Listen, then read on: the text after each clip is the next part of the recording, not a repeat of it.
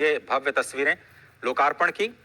और आपको याद होगा कि अयोध्या कैंट पहले, जिसे फैजाबाद रेलवे स्टेशन के तौर पर नाम दिया गया था, वो मुख्य स्टेशन हुआ करता था। अयोध्या बहुत ही छोटा स्टेशन, केवल 3 रेलवे लाइंस हुआ करती थी। अब उसको दोगुना करके 6 लेन का किया गया है। और इस वक्त वहां पर जो प्रदर्शनी लगाई गई है रेलवे स्टेशन के अंदर, उसका अवलोकन करते हुए प्रधानमंत्री नरेंद्र मोदी आपकी टीवी स्क्रीन पर इस वक्त भारतीय रेलवे के जो कीर्तिमान हैं उनको भी दिखाते हुए कैसे अलग अलग तकनीक के जरिए भारतीय रेलवेज अपने नए विकास पथ पर आगे बढ़ रही है।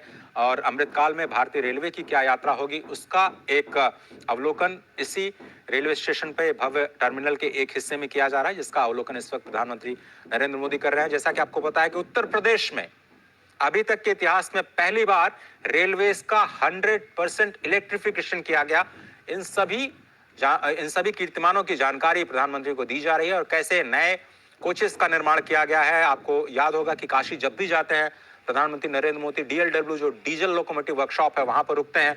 वो एक बहुत ही प्राचीन संस्थान है इंजन निर्माण का, जो कि स्वयं काशी की धरती पर विद्यमान है। रायबरेली का जो कोच फैक्ट्री है उससे भी आप परिचित होंगे, जिसको फिर से रिवाइव करने का प्रयास इस सरकार के दौरान किया गया और बड़े पैमाने पर इन्वेस्टमेंट किया गया।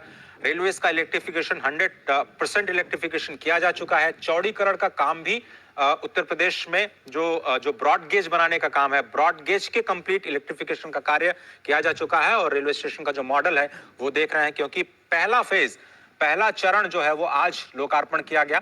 अभी इसके दूसरे चरण में इसको विस्तार दिया जाएगा, 5 गुना विस्तार, क्योंकि उम्मीद यह की जा रही है कि जैसे काशी कॉरिडोर के बनने के बाद, महाकाल कॉरिडोर बनने के बाद वहां पर आने वाले लोगों की, तीर्थयात्रियों की संख्या में, पर्यटकों की संख्या में भारी वृद्धि हुई।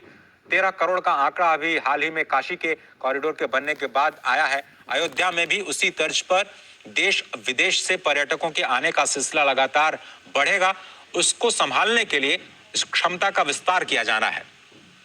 तो दूसरे चरण में इसकी जो क्षमता है रेलवे स्टेशन की, उसको 5 गुना विस्तार देने की जो तैयारी है, उसमें नई रेलवे लाइंस का निर्माण और नई ट्रेन्स के परिचालन की जो व्यवस्था है वो भी की जाएगी। 8 ट्रेन्स का आज लोकार्पण भी किया जाएगा हरी झंडी के जरिए।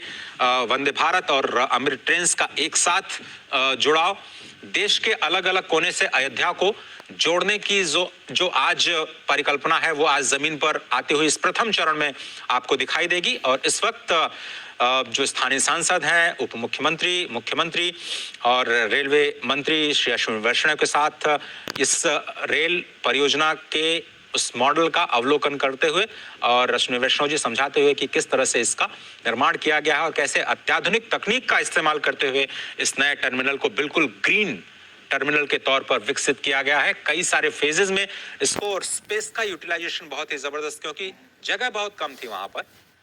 चौड़ीकरण किया जाना था 3 लेन को, अगर 6 लेन किया जाना है तो पहले तो आपको पटरी बिछाने के लिए ही आपको विस्तार करना पड़ेगा। और उसके बाद जो टर्मिनल के लिए या स्टेशन के लिए जगह बचती है, उसमें आप कैसे मल्टी स्टोरीड बिल्डिंग का निर्माण करते हैं, प्रतीक्षालय के लिए, फूड प्लाजा के लिए, लोगों के ठहरने के लिए, दुकानों के लिए, और कैसे एक रीडेवलपमेंट करते हैं आदर्श स्टेशन के रूप में अयोध्या धाम को।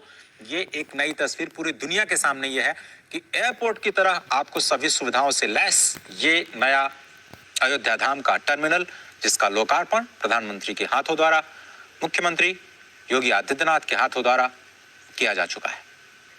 सुनील मिश्र हमारे साथ जुड़ रहे हैं। सुनील, ये जो नया रेलवे स्टेशन बना है उसके बाद क्या कुछ तस्वीर बदलेगी और कैसे 1 से 1.5 लाख लोगों को संभाल पाएगी अयोध्या?